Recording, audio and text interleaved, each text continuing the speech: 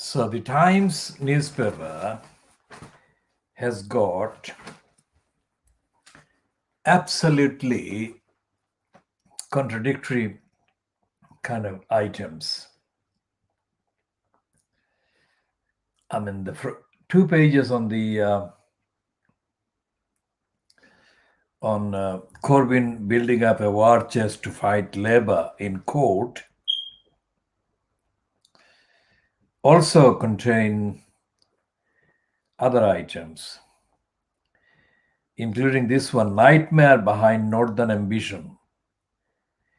This is about a Conservative MP for Rosendale and Darwin. It's a northern kind of area. And he's now kind of copied the ultra right-wing Brexiteering group, European Research Group, and he set up this Northern Research Group, which is set up to lobby Boris Johnson and his cabal of government to invest more money in the North. Now, why is that necessary? The answer is that the North has always been neglected by the Tories and discriminated against by the Tories. And the fact that this particular group of MPs ridiculously calling themselves Northern Research Group is not going to make things any better really for the people of the North. Because the people of the North, Yorkshire and the Midlands, including the Midlands, have been deprived of central funding by the government for 100 years. And the Labour Party has failed to point this out and to redress it. And one of the failures of Jeremy Corbyn over the Brexit narrative that was promoted by, amongst others, Lisa Nandi, by the anti-Labour forces, was that he, Corbyn, failed to speak coherently, consistently, and competently on the dozens of serious issues affecting the North.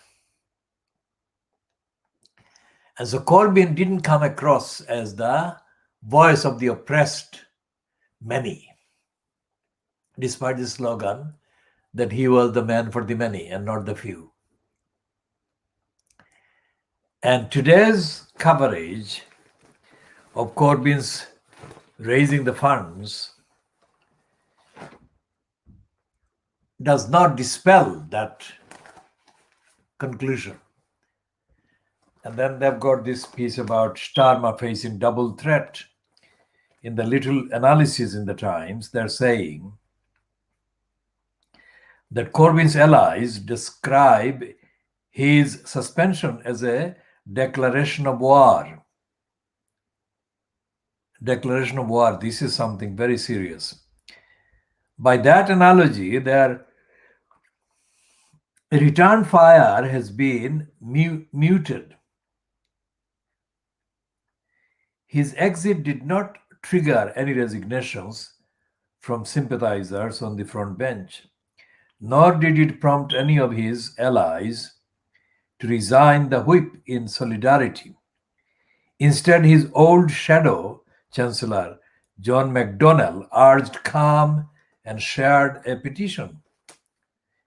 That feeble response shows the extent to which the left's power has waned since Mr. Corbyn quit in April. Without control of the leader's office, they have been left with an enthusiastic but fickle membership base. and a rump of MPs in a parliamentary party that is loyal to Keir Starmer.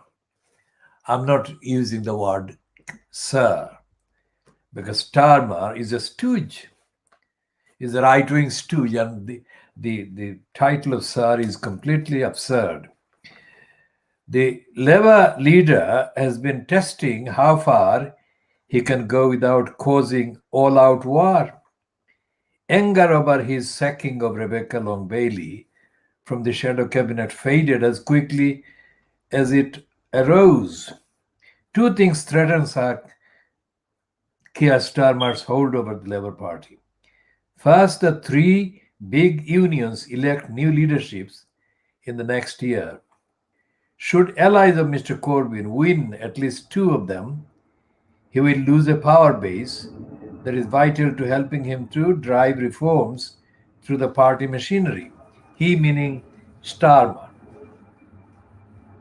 This is a piece sympathetic very much to Starmer, not to the country, not to the society, not to the most certainly Labour Party.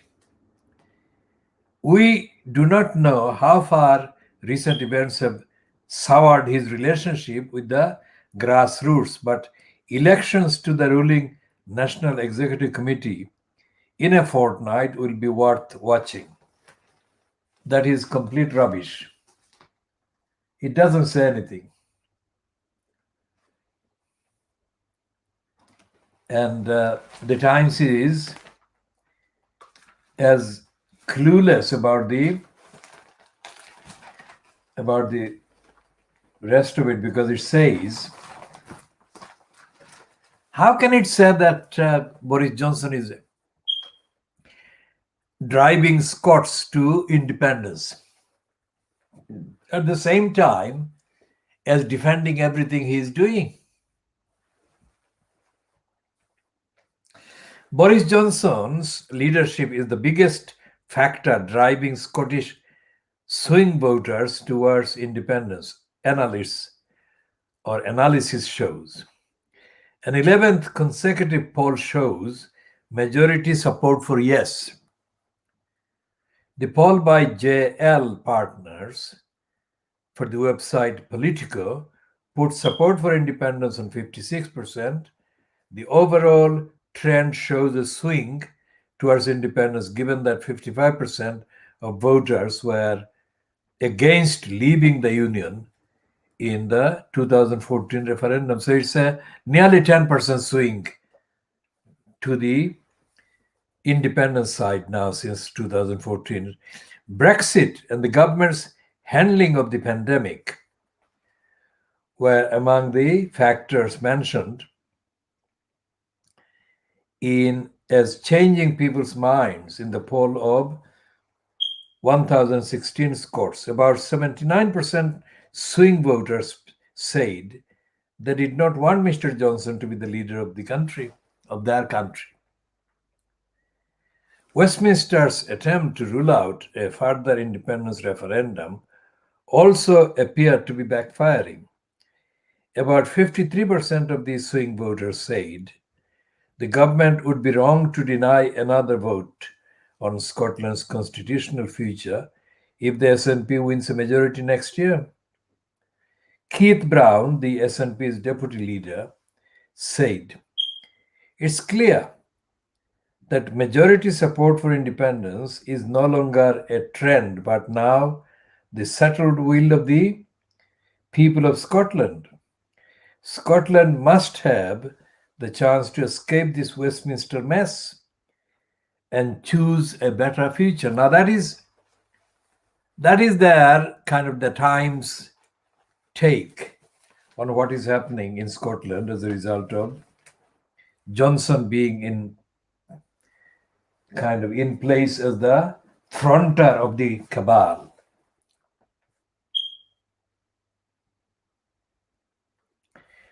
And then there is this other one. The algorithm is alienating the Tory faithful. They're saying this is a behind the story. Boris Johnson is on a collusion course with the Tory party faithful. His manifesto commitment to build 300,000 homes a year has demanded a radical shake-up to the planning system. While some of the more modest reforms have won his party's support, there remains widespread fury about two proposals: the reduction in residents' ability to object to planning applications, and, most of all, a nationally set algorithm that determines where homes will be built. The algorithm was introduced at the height of the A level debacle. Backbenchers were initially slow, etc., etc. Now, if this is true, then how can they be condemning the Labour Party in the furious way that they are condemning? That condemnation could only be justified if Boris Johnson were doing well. So the Times is lying again today as well, as is Matthew Paris, as we have examined earlier.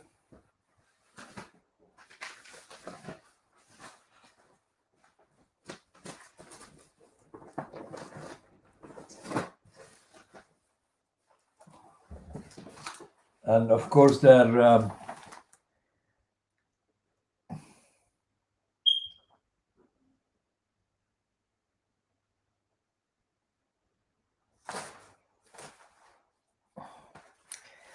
the Daily Mirror is pride of Britain, and they're continuing the promotion of Wills and his wife, Kate Middleton.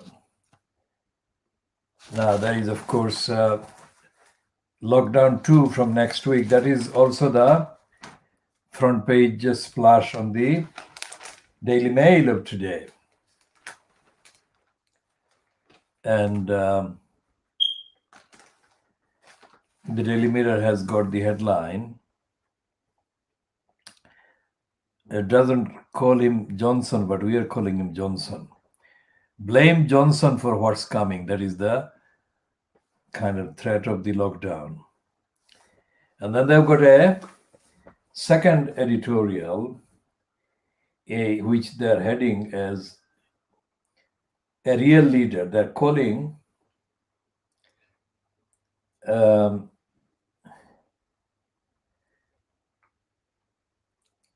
supporting Keir Starmer over the suspension of Jeremy Corbyn's Labour Party membership.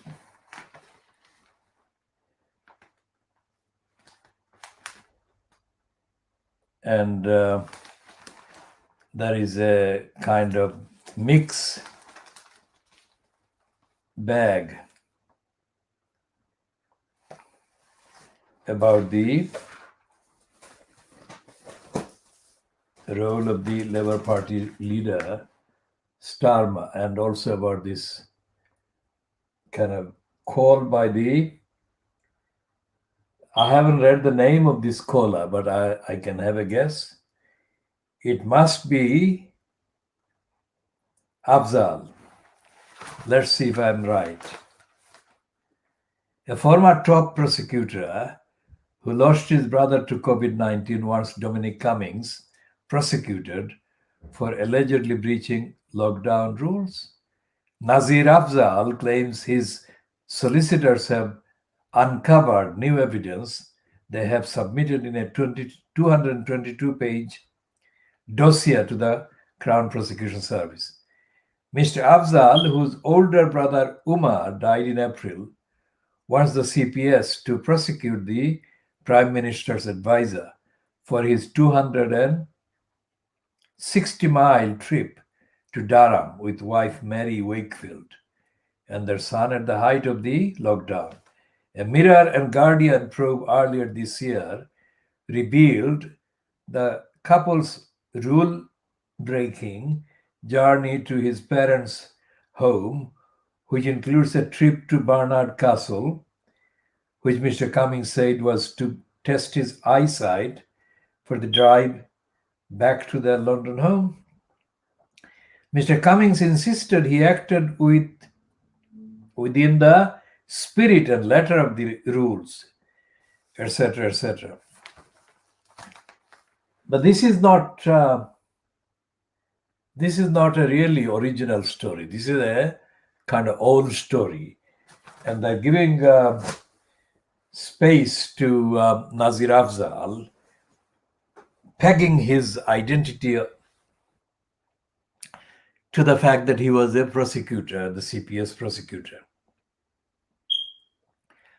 What the Daily Mirror is not saying, what the Times is not saying, what the Daily Borisgraph is not saying, what the Daily Mail is not saying, is this: they're not, any of these papers, they're not saying where the start and where the process of the infection kind of takes place.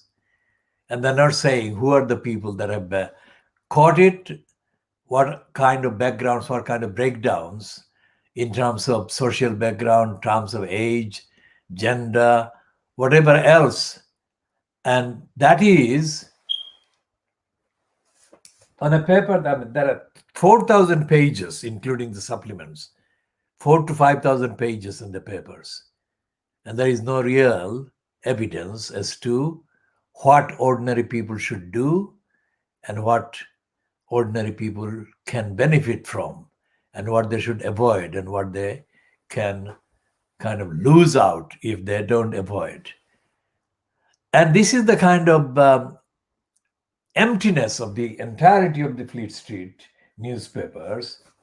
While it is a pandemic, it's a worldwide crisis, they're still not doing the kind of, what is it called, due diligence as journalists, and they're not publishing reports based on their investigation into the actual details, physical details of the virus. I think that should be a point to take a pause at. And here is a Sun with a kind of, just to give an idea of the bulk of these papers that we have to study and examine. The 1, 2, 3 kind of supplements, the advertisements in there on the Sun. And then there is the Sun TV, which has got, how many pages are there?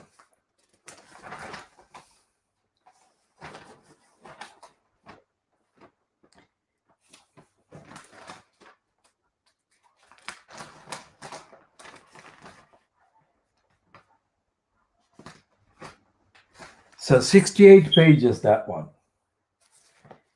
And then the main paper, so-called the main, is 72 pages. So 68 and 72 pages.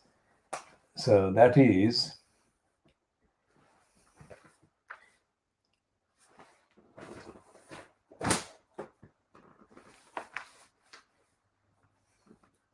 nearly 140 pages, around 140 pages. Now, that is not all of it news. So, where is the news in the Sun? And this question applies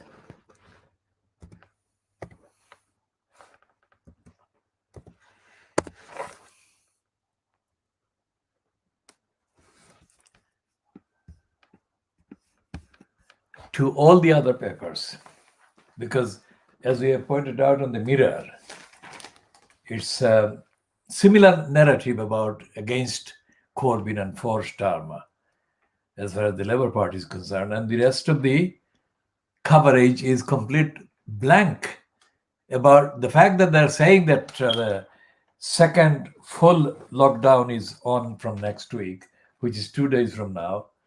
That is Saturday. Today is Saturday, so tomorrow is Sunday. So from Monday onwards, there will be the second lockdown.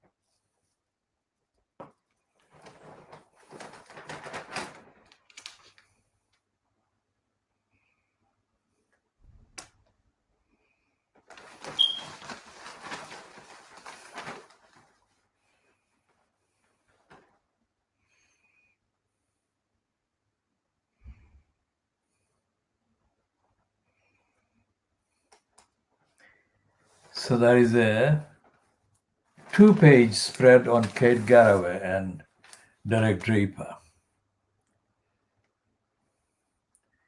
And there is a more accurate headline about Starma in the Sun on page 6. Kia risks Labour split with Jazz boot threat. That is kicking Jeremy Corbyn out of the Labour Party. Now, our observation is that this split, it may happen, but it will fade away because the Labour Party cannot be replaced by a splinter group, no matter how passionate any followers of Corbyn might be. That is nothing to do with our opinion about Starmer. But the demographic constitution is such that the Labour Party cannot be replaced by another party. They have tried more than once in the recent past. For example, in the 1980s, the Gang of Four, we are visiting Limehouse again, who met in Limehouse in Tower Hamlets of all places and conspired against the Labour Party, and they split away from the Labour Party and they formed the SDP, which is now completely forgotten and subsumed in the dead party called the Lib Dems. The Lib Dems are so dead that despite the fact that they are more right-wing than the conservative right, they haven't got any electoral kind of headway anywhere.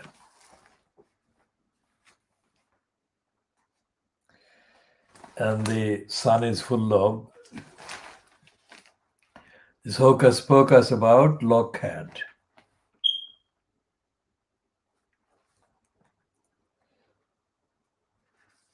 And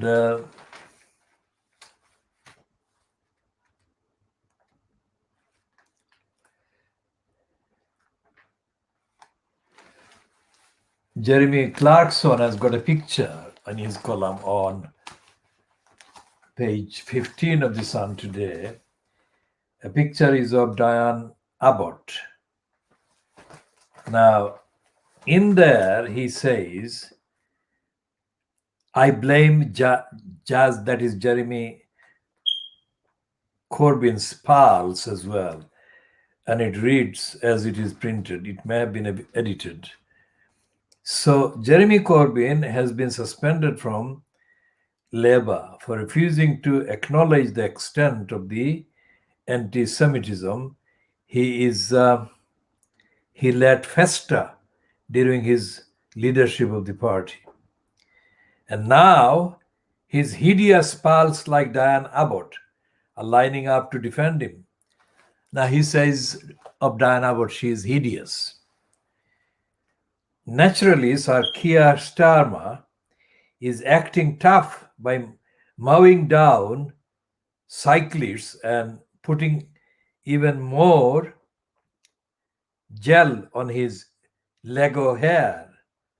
But the fact is that he was part of the party when it was acting like the Nazis, which means he was part of the problem as well.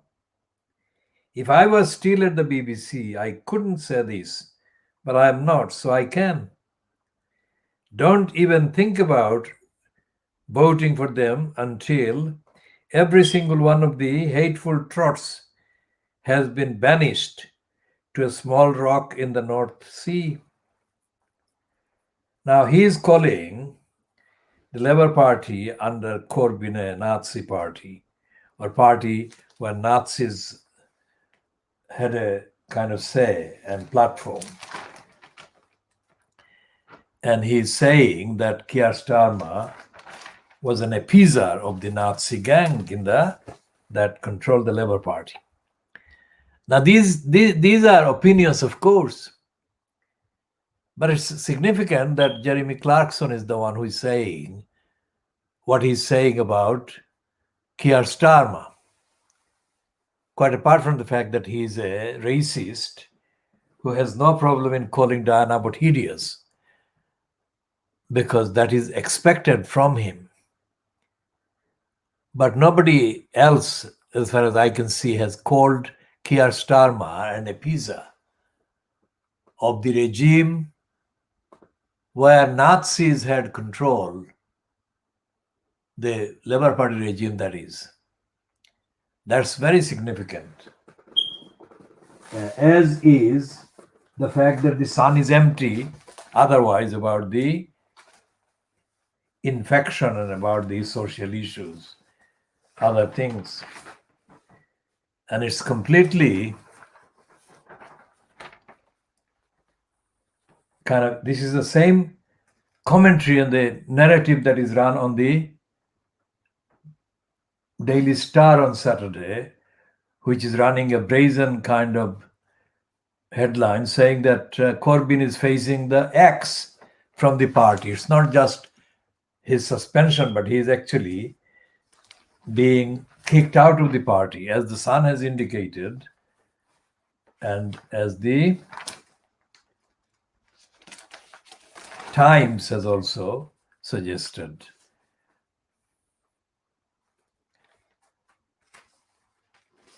And it's the Sun.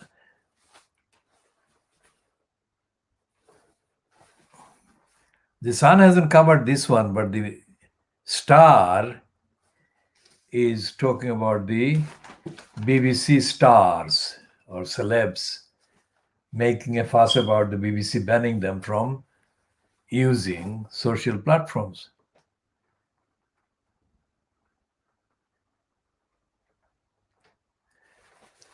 And the headline is, so who do they think they are? Because they are doing a pun on Hugh Edwards. And they're saying the BBC staff are in open revolt after being told to stop virtue signaling on social media. Virtue signaling is a colloquial expression that is intended to undermine anyone making a moral case about anything. So therefore, like George W. Bush's father, original George Bush, had used the expression political correctness to denounce anti-racists and others that were campaigning for justice in the USA. That he denounced them as people doing the political correctness instead of acknowledging the campaign and the values that the campaigns were based on and the issues that the campaigns raised. George Bush condemned the campaigners, and his condemnation became a badge of honor to be worn by British racists and opponents of democracy or democratic accountability in activities and demands. So virtue signaling is one of the new words that have been kind of coined by the racists, really, who also coined the other word, woke, W-O-K-E, to denote anti-racists and opponents of the empire and colony and so forth. And so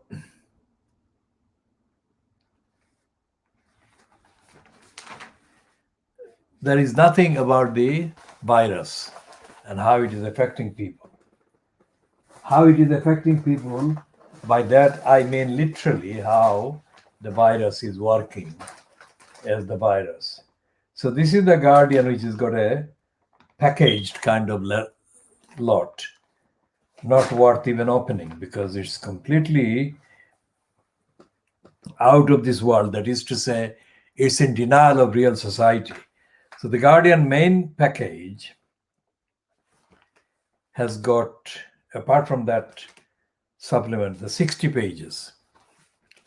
So whatever the number of pages there.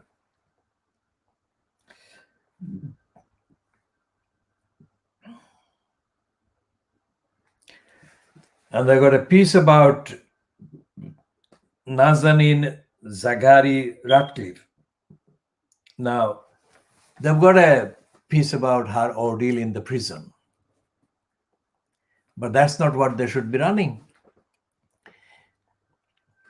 Because her prison kind of time, that is the length of her time in the Iranian jail, was only increased as the Iranian regime's determination got firmer against her. After the then Foreign Secretary of the UK, that is Foreign Minister of the UK, Boris Johnson, made a false statement that went against her and was instantly grabbed hold of by the Iranian authorities who were watching Boris Johnson's performance before, remember, a select committee, a group of MPs, where he made the blunder. So the Guardian is saying that this is the kind of thing, the same thing that the Daily Mail and the Mirror are saying, that the lockdown is on next week.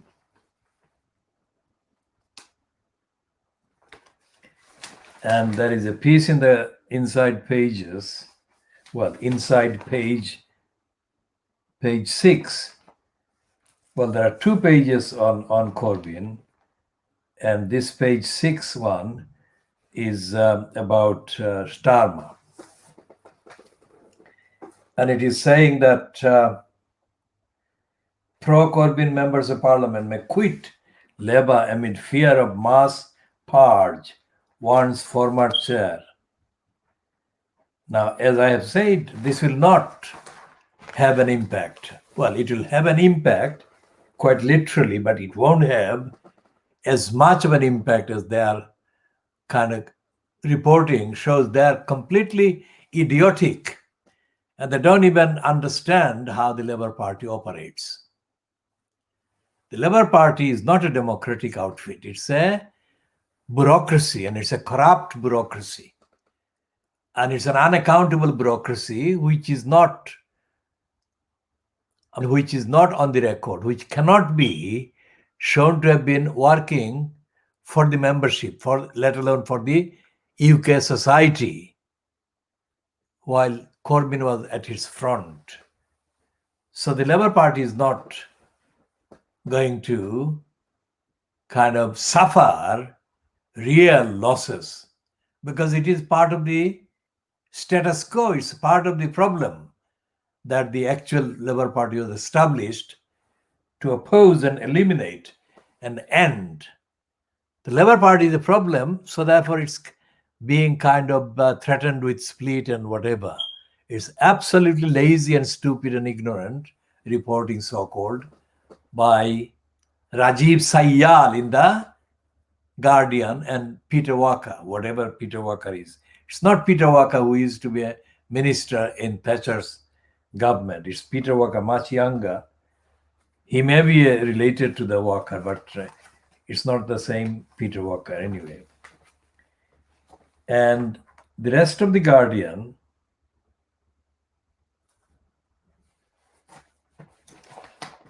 is lazy.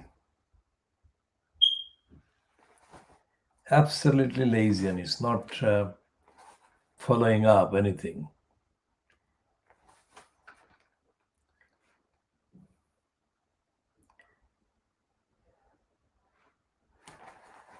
It's not following up anything that actually relates to people catching the thing and what actually happens.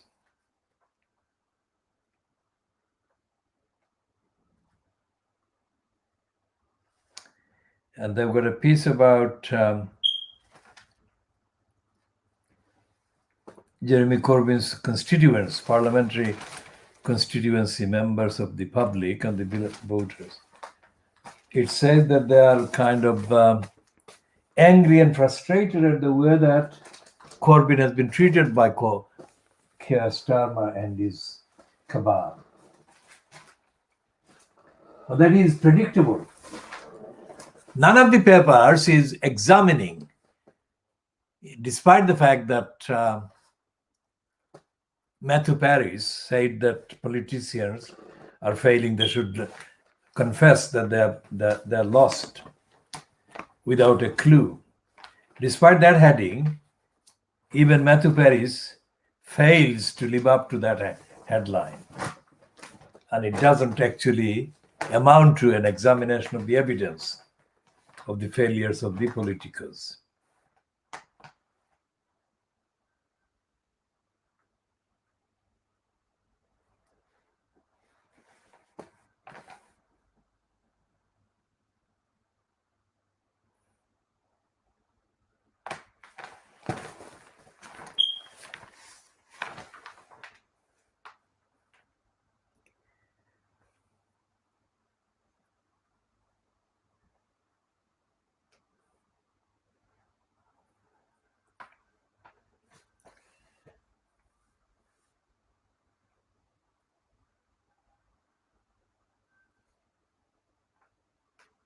And there is a cartoon showing two children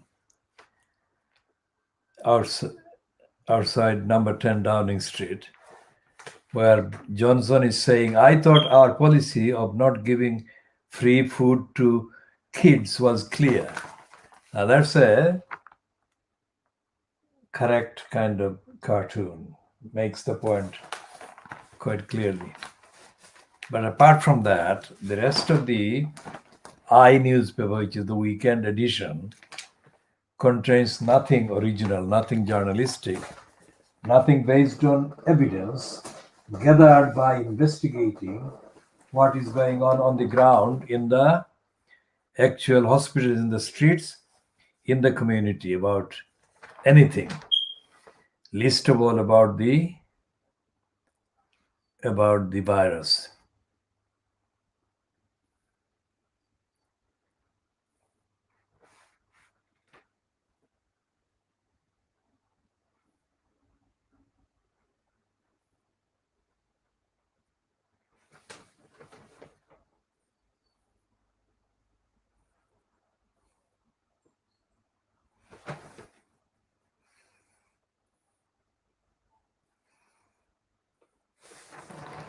And the Express is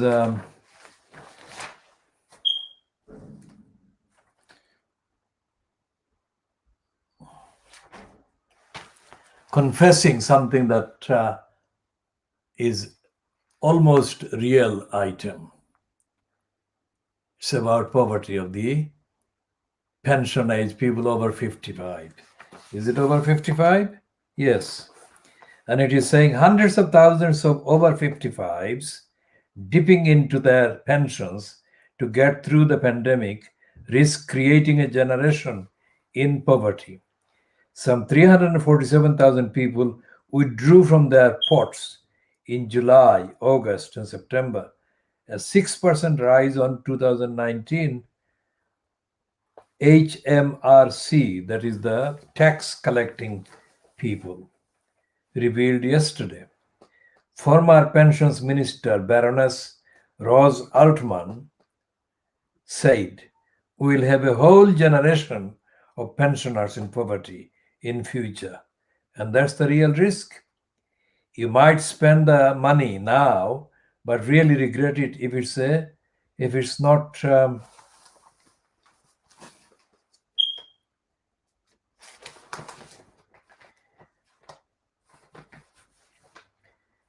there for you later, which is what it was designed for. For most people, the pension is the last money you should spend. It's very tempting, but the purpose of a pension is not to have money in your 50s or 60s. It's much more important to have it in your 80s and 90s. And if you have spent it, you will never get it back. It's important to warn people now, and hopefully they won't make a mistake. They will deeply regret it later. A number of people making withdrawals typically withdraw withdrawals typically peaks in April. The number of people making withdrawals typically peaks in April, May, and June, the beginning of the next tax year, and all the rest of it. Now, this is not the truth about poverty at all. This is a partial statement about a small number of people that have the kind of money to withdraw from their pension pot. Most people don't have any pension pot. And this piece about Starmer suspending Corbyn has also got a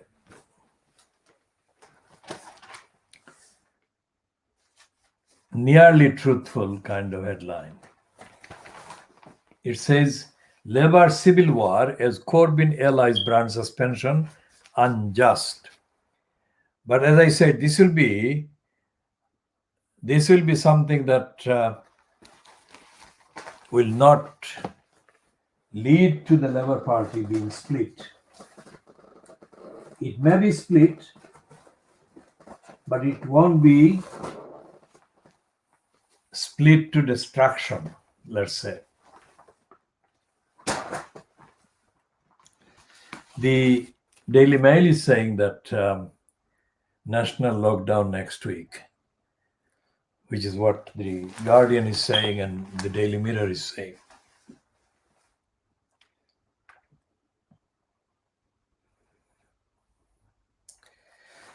Now, here is the piece about Faye Weldon. Now, Faye Weldon is in the news because of her divorce or divorcing, the threat to divorce her latest husband while she is in her 80s.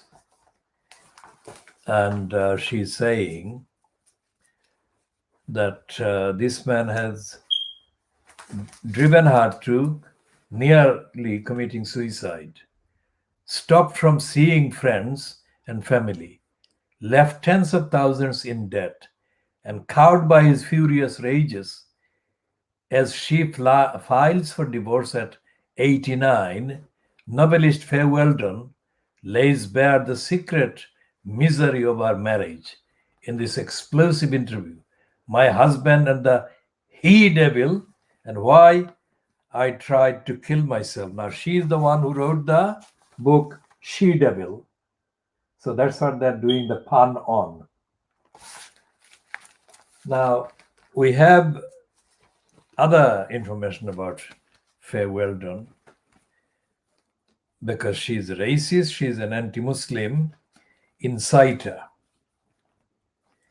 But of course, they won't admit to any of that, and they won't include that in the explosive kind of thing that she is the victim of this he-devil.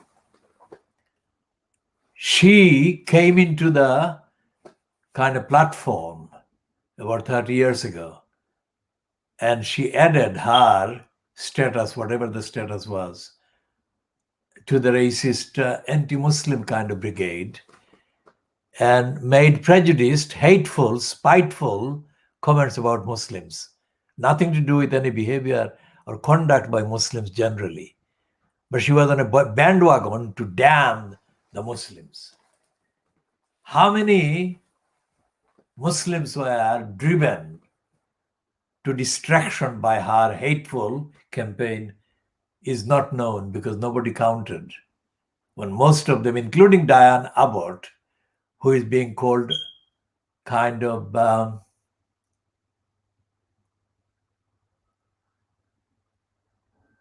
hideous by Jeremy Corbyn in his Sun column today, even the hideous Diane Abbott joined the racists and anti-Muslims in the late 1980s and backed Satan Rushdie and the campaign of intolerance and hatred and vilification of people simply for being Muslim. Now,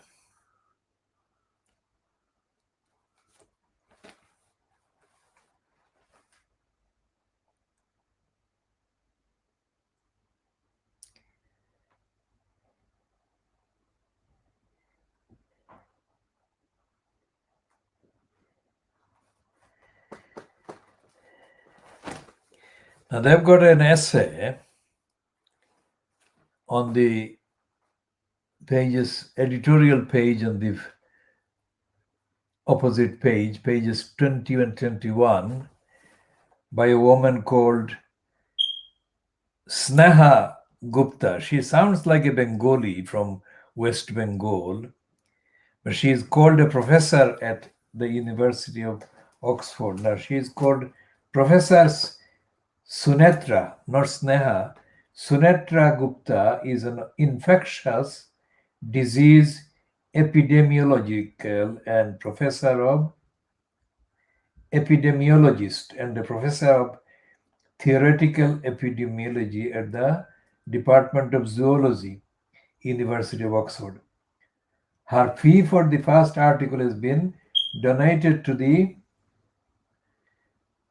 her fee for this article has been donated to the Childhood Trust, a charity which fights to alleviate the impact of child poverty. And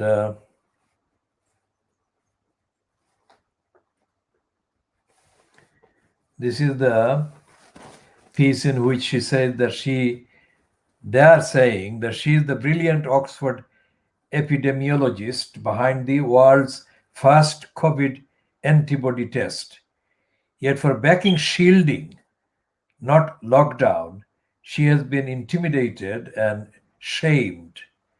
Now she reveals how the gravest crisis of many of our lifetimes has been ruthlessly weaponized. So that is a kind of fact-based account of her empirical involvement. That is the kind of stuff that should be published.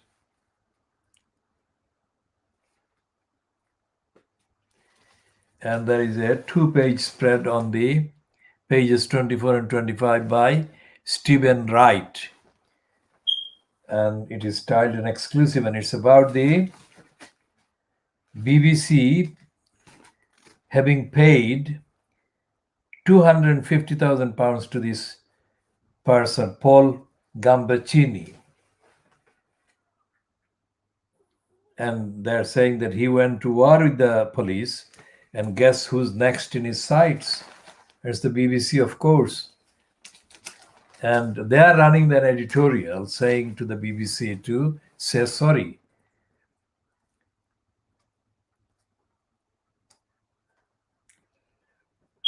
And John Humphreys on Saturday is warning Boris Johnson against wishing a Trump victory. And they've got a same piece about the Nazanin Radcliffe's experience in Iran, and the threat that the Iranian authorities made to her, saying that if she didn't cooperate with them, they would take her daughter away. And there is an absolutely interesting headline, which is totally timely and should be kind of repeated elsewhere with evidence. Criminals have lost fear of police, says ex-Met chief.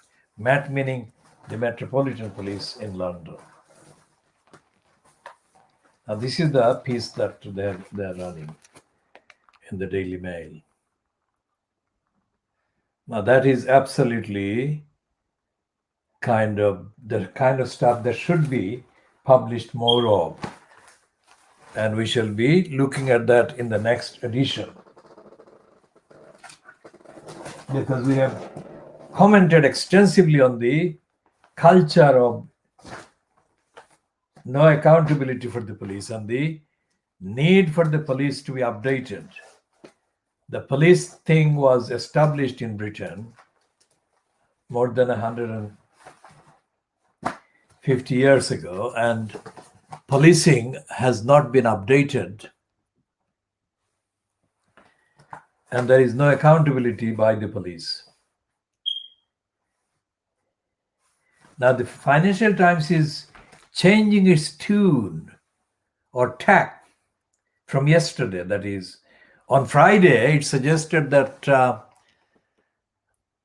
or it published something that would have helped the backers of Trump, making the claim that Trump might have just reversed the decline in his poll rating because of the good performance by the US, quote, economy. What happened in the last 24 hours? They are saying now election and virus jitters hit stocks. So the Financial Times is saying today the opposite of what it said yesterday. It is saying shares, that is, stock market shares, face worst week since March. Investors cash in on tech. VIX fear gauge rises. Now, let's read the first paragraph. Global equities were on track for their worst week since March yesterday, with Silicon Valley groups among the latest casualties in a sell-off driven by alarm over surging coronavirus cases and nervousness around the US elections. Now, that is completely the opposite to what the backers of Trump have been saying.